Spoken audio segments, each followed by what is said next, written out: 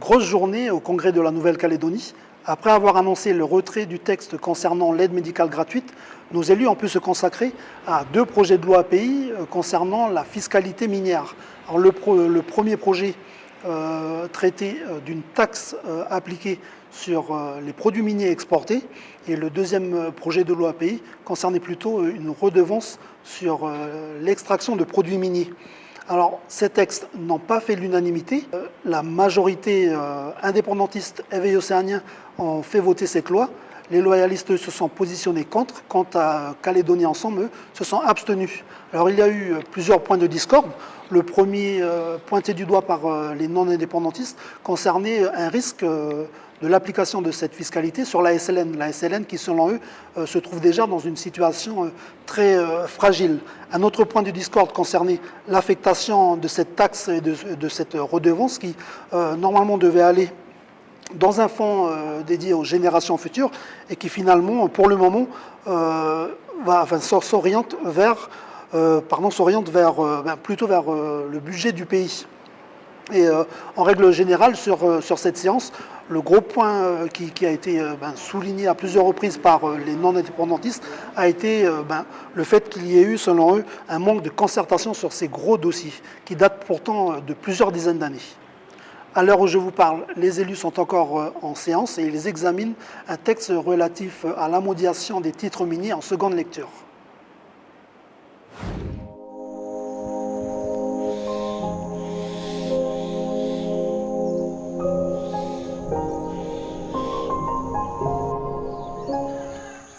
Bon, alors ici nous sommes dans la première zone industrielle de Pointe-Nimier qui a été créée entre la fin 1945 et 1953 par un administrateur de société qui s'appelait monsieur Henri Dewez, un Belge, qui avait ses bureaux à New York et principalement actionnaire du nickel, de l'usine de nickel de Nouméa. Donc il est venu investir à Pointe-Nimier parce qu'il a trouvé que le site était très intéressant. Donc je vais vous présenter en gros ce qu'il a créé en 7 ans. Ici c'est un nouveau dock, mais à l'époque il y avait une grosse demi-lune qui a servi d'entrepôt et par la suite c'était le premier cinéma de Pointe-Nimier. Monsieur Dewez avait prévu un atelier bois et un atelier fer, de manière à pouvoir exercer, avec tout l'outillage de l'époque, de faire ses constructions futures.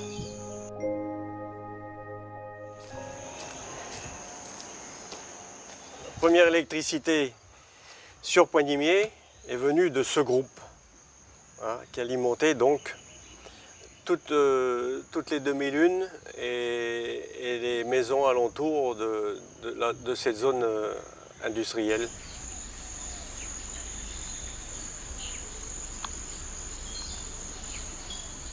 On était dans la zone industrielle, maintenant on passe dans la zone touristique. Mais il a trouvé ce site intéressant parce que d'abord c'était bord de mer, une rivière, donc il a été conquis par l'endroit.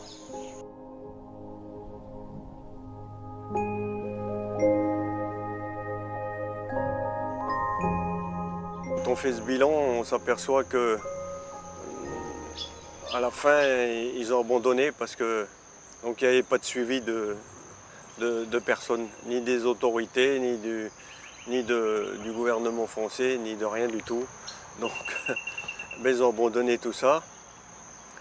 Et ils ont fait des parcelles et ils ont vendu ça pour faire des lotissements.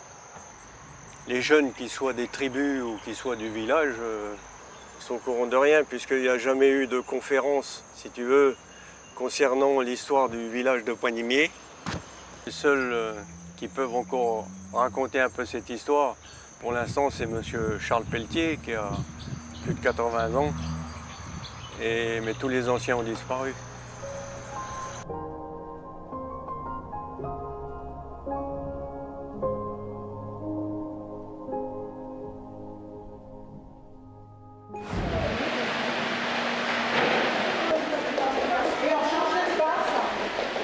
musée maritime se met à l'heure d'été et propose une nouvelle animation interactive, l'aventure sous la mer.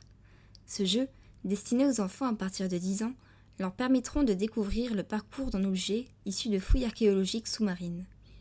Aidés de 2 plongeurs, vous devrez passer de borne en borne pour découvrir les objets mystérieux que vous remontez et les différentes procédures nécessaires avant la mise en vitrine au musée. Pour mener à bien ce projet, le musée maritime a été aidé par le budget participatif de la province Sud, dont ils sont sortis lauréats en 2022. Ce financement permet d'inclure le jeu dans le prix d'une visite au musée classique. Le Pacifique est à l'honneur dans le film Avatar La Voix de l'eau, diffusé dans les salles de cinéma depuis décembre. Les paysages de ce nouvel opus sont clairement inspirés des lagons d'Océanie d'ailleurs. C'est lors d'un repérage en Polynésie française que le réalisateur américain James Cameron a fait la rencontre de Roto Vintung. Ce Tahitien raconte comment il a intégré l'équipe de tournage et prêté son corps aux célèbres créatures bleues d'Avatar, un sujet signé par nos confrères de TNTV. Il est passé du monde de la glisse à celui du cinéma en surfant sur la vague de sa passion, le bleu de l'océan. Roto Vintung est un waterman accompli. Après une carrière sportive bien remplie et un titre de champion du monde, l'amoureux du bleu des lagons est devenu guide personnel pour des clients haut de gamme. Et parmi eux, il y a James Cameron. Ça a commencé en prêtant une planche de wake à un copain aux États-Unis. Il m'a dit oh, c'est super sympa et tout. Là, j'ai des gens qui arrivent, je vais te les envoyer. Ah bah c'était James Cameron, tu vois. Il m'a gentiment posé la question, mais qui tu es toi? Et c'est sympa quand tu as des gens comme ça qui te demandent qui tu es. Et là j'ai sorti mon speech, j'avais 20 secondes pour sortir mon speech pour qu'il comprenne ce que je vais pouvoir lui apporter. Au fil de ses voyages en Polynésie, le réalisateur le sollicite à nouveau pour des essais techniques cette fois. En 2016, les prémices d'Avatar 2 sont réalisées au Tuamotu pour observer les mouvements des corps et en particulier de la peau sous l'eau. On avait pris une wing tractée avec un jet ski et lui était venu avec 2 Seabob, ces espèces de sous-marins de James Bond là. Et donc pour filmer de côté, de derrière, on a une caméra de face sur la wing. En tout cas, c'était vraiment les premiers essais qu'il faisait dans l'eau. Après, il en a fait d'autres aux Bahamas avec une autre équipe. 2 ans plus tard, c'est dans un bassin de 30 mètres de long et 10 de profondeur que Roto Vintung évolue dans les studios en Californie. Contacté par la production du film, il rejoint l'équipe des cascadeurs pour participer au tournage des scènes aquatiques. Il y travaille pendant 6 mois avec une équipe de 300 personnes sur un plateau bourré de technologie 3D. Le tournage est éprouvant, les scènes sont tournées en apnée.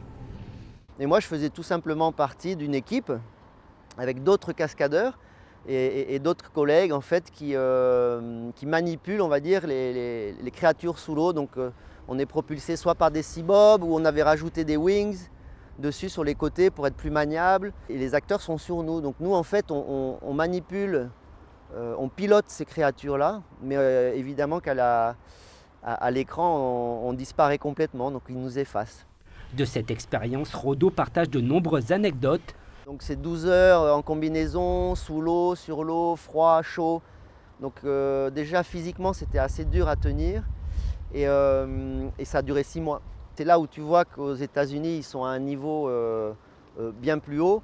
Je pense que d'avoir été athlète de haut niveau auparavant m'a beaucoup aidé parce qu'en fait, le moindre cascadeur, mais il fait 3 fois mieux que toi, il dort pas la nuit, enfin en tout cas, c'est des bêtes de guerre. Au gré du vent et des rencontres, il a saisi les opportunités. Avatar 2 sera probablement l'unique expérience d'un tel tournage pour le cinéma. Une porte s'est ouverte, Roto a déjà tourné quelques scènes de la suite de la franchise Avatar.